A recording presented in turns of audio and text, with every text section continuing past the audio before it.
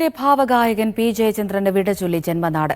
ഔദ്യോഗിക ബഹുമതികളോടെ പറവൂർ പാലിയം തറവാട്ടുവീട്ടിലെ കുടുംബ ശ്മശാനത്തിൽ സംസ്കാരം നടന്നു.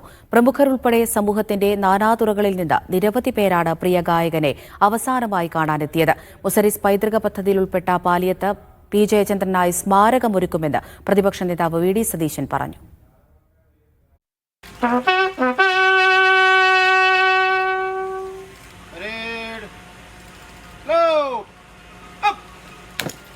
ചരിത്ര പൈതൃകങ്ങളുടെ നാടായ പറവൂർ പാലിയം തറവാട്ടുവളപ്പിൽ പ്രിയ ഗായകന് ഇനി അന്ത്യനിദ്ര.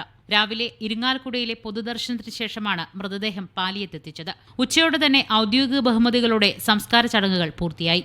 മന്ത്രി ആർ ബിന്ദു ഇരിങ്ങാലക്കുടയിൽ നിന്ന് മൃതദേഹത്തെ അനുഗമിച്ചിരുന്നു. മന്ത്രിമാരായ സജി ചെറിയാൻ, എം ബി രാജേഷ്, പ്രതിപക്ഷ നേതാവ് വി ഡി സതീശൻ ഉൾപ്പെടെ രാഷ്ട്രീയ, സാമൂഹിക, സാംസ്കാരിക മേഖലയിലെ നിരവധി പേർ പ്രിയ ഗായകനെ അവസാനമായി കാണാനെത്തിയിരുന്നു. അദ്ദേഹം ചെയ്ത എല്ലാ സേവനങ്ങളെയും സംഭാവനകളെയും ഞാൻ ഈ അവസരം ഓർത്തുകൊണ്ട് സംസ്ഥാന ഗവൺമെൻറ്റിന് വേണ്ടി അതുപോലെ തന്നെ സാംസ്കാരിക വകുപ്പിന് വേണ്ടിയുള്ള അനുശോചനവും ദുഃഖവും ഈ അവസരത്തിൽ ഞാൻ അറിയിക്കാൻ ആഗ്രഹിക്കുകയാണ്. അദ്ദേഹത്തിൻ്റെ ഓർമ്മകൾ തീർച്ചയായും മലയാളി എല്ലാ ദിവസവും മൂളുന്ന പാട്ടുകളിലൂടെ നിലനിൽക്കുക തന്നെ ചെയ്യും. മുസ്ലിസുമായിട്ട് ബന്ധപ്പെടുത്തി തന്നെ തീർച്ചയായും അദ്ദേഹത്തിൻ്റെ സമുചിതമായ ഒരു സ്മാരകം ചേന്നമംഗലത്ത് ഉണ്ടാവുക തന്നെ ചെയ്യും.